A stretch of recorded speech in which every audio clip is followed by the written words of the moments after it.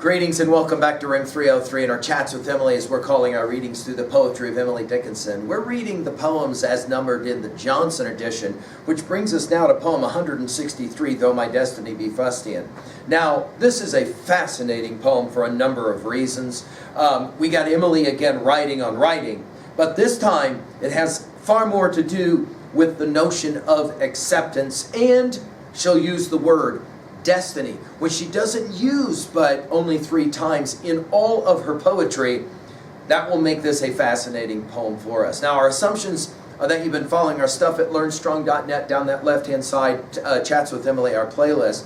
I'm hopeful that you've studied our introductory set of comments where we talked a little bit about Emily's not publishing during her lifetime, but maybe thinking about publishing during her lifetime and longing maybe to know what the implications of all these poems would be. 1,775 and counting poems that will survive her, and yet she herself always in doubt as to whether any of them would ever even be shared or read. I'm hopeful that you've been reading her earlier poetry. We've already worked with the first 162 poems. We just finished with My River Runs to Thee.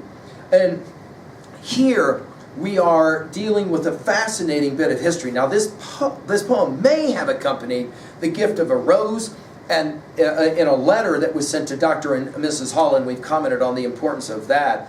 There's been a number of scholars. Ruth Miller will suggest, for example, that in this poem, Emily is actually making some contrast between her unpublished poetry and the poems of a female poet who may be printed in the Springfield Republican. And David Priest goes on to argue as well that maybe it's Colette Loomis, whose poem, The Portrait, began, "It had hung for years in the old South room where the May afternoons always lingered so." At that moment, Miss Loomis was Damask Destiny and will have a silver apron. That is to say, her poems that will have been published. While Emily, who of course is unpublished, is wearing a fustian or a coarse cloth. The idea here, of course, is that Emily, clothing matters in her poetry. Emily is going to argue that in the end, I will be the one remembered and not Loomis or whoever it is she's referencing. Though my destiny be fustian, hers be damask fine. Though she wear a silver apron, I, a less divine, still my little gypsy being I would far prefer, still my little sunburnt bosom to her rosier. For when frost their punctual fingers on her forehead lay, you and I and Dr. Holland bloom eternally. Roses of a steadfast summer in a steadfast land where no autumn lifts her pencil and no reapers stand. Now, it is rare that she will mention other people by name in her poetry here, of course, Holland. So that makes this poem fascinating. Notice she doesn't actually mention Loomis. It isn't clear exactly who she's referencing, but we'll go ahead and follow Priest in the argument and say this is probably the poet that she's referencing. In other words, she'll begin by saying, even though my destiny be fustian, and she'll use destiny in poem 452 and 1437. It will be in poem 1548 that we will find her use of destiny most interesting. Meeting by accident, we hovered by design, as often as a century in error so divine is ratified by destiny. But destiny is old and economical of bliss, as Midas is of gold. I think that Emily was profoundly concerned, much like Keats, who in his dying will request on his death tombstone, "Here lies one whose name was writ in water." And we've commented at learnstrong.net in our treatment of Keats that when I have fears that I may cease to be will end with his notion that then on the shore of the wide world I stand alone and think till love and fame to nothingness do sink. Although we know that Keats clearly was concerned, as I believe Emily is, in this notion of how shall I be compared to my contemporaries, especially in this case a woman who has a damask, a beautiful, a well-crafted, you'll remember this damask from poem 138 that we've already studied, representation or clothing. This is the only use, by the way, of fustian in all of her poetry. Though she wear, again back to the comparison, though she wear a silver apron, I, a less divine, In other words, I'm not the poet. I'm not the well-known, recognized writer-poet that she is. Then the word still, and I've told you guys that I think T.S. Eliot learned how to use the word still from his study of Emily Dickinson. You'll remember that Eliot will say we must be still and still moving into another intensity. Here, notice, still, my little gypsy being. Now, she'll use the word gypsy in poem 506, my gypsy face.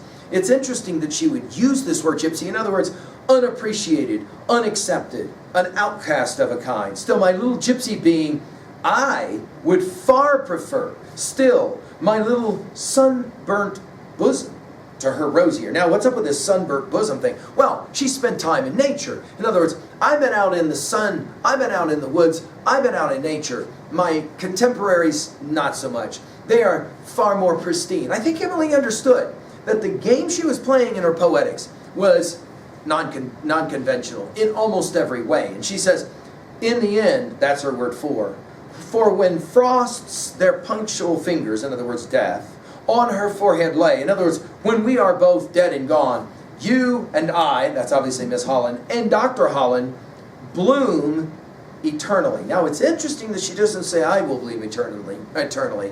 It's the three of us will. In other words, with your help, maybe she's saying, I will bloom eternally. Now, that's interesting that Emily will identify herself often as a daisy, and here it's going to be the eternal daisy. In other words, she's predicting that our very time together here with Chats with Emily will in fact happen.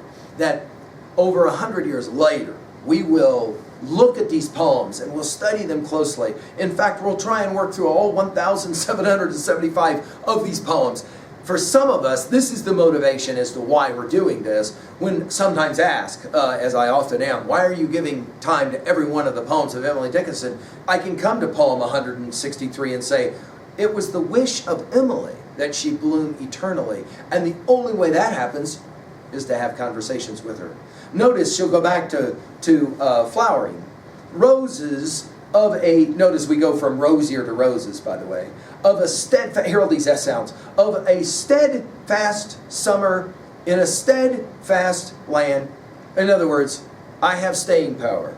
I have longevity. I'm going to be remembered. And much like as we've said in our discussions of Walt Whitman's poetry and Talks with Walt, where we did all of the poems of Leaves of Grass, Whitman as well struggled with this idea, will I be remembered long after the fact? And of course, Whitman was convinced, he publishing during his lifetime, that he would be. Emily's in a far different universe, guys. She never really published anything. She shared a lot of this with those closest to her through letters, like Sue, for example, or the Hollands. But, I mean, she never could have imagined that we would be here in this time and place having these conversations with her in her texts. Notice, in a steadfast land, where no autumn lifts her pencil and no reapers stand. In other words, I'm going to outlive all of my contemporaries long after I'm gone, with the help, maybe she would argue, of the Hollands. I'm going to be remembered. It's going to be a pretty incredible thing. Now, I think the message here is that great artists like Emily, and Keats, all long for some semblance of fame or being accepted and remembered, some steadfastness. But there's always going to be some doubt as to exactly how well we will be remembered. Hey, do you guys remember in our study of Yeats's Sailing to Byzantium, that is no country for old men, caught in that sensual music, he will say at the end of the first part, all neglect monuments of unaging intellect. And I think Yeats would have been referencing, for example, the monuments of an aging intellect that will be steadfast, that will endure over time. And of course, we're going to make the argument that for sure Emily's poetry is that. At 2b, I love the fact that she references a pronoun her, but her who we don't know. Finally, at 3a, when we get there, we're going to study very closely poem 441. It, some have argued, is the way you should start your study of Emily Dickinson. We certainly in 303 have shared this poem many times. She says, "This is my letter to the world that never wrote to me, the simple news that nature told with tender majesty." We're back to that idea of nature from this poem, right? "Her message is committed to hands I cannot see." This obviously is is you guys. For love of her, sweet countrymen, judge tenderly of me. Right. And finally at 3b, what was a time when you hoped that you would be remembered, that there would be a steadfast kind of recollection of you? And to what degree are you enjoying doing the very remembering of Emily that she hoped for? I hope you are. Thank you.